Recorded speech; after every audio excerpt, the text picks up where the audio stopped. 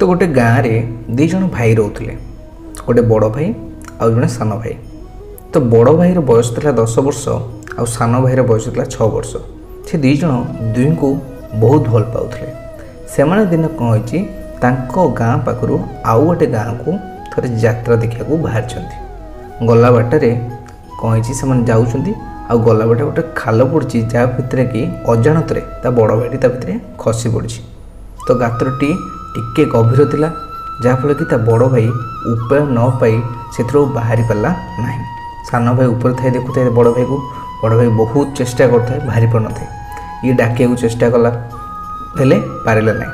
तापर से पाखे जो सान भाई थिला सी जोर जोर पाटे चिल्लेला बंचाओ बंचाओ मो भाई को बंचाओ। बहुत दूर पर्यंत किसी सेठी को लोक माने देखा जाऊ नथिले। ये असहाय कौन करिवो लास्ट को से खोजी बुला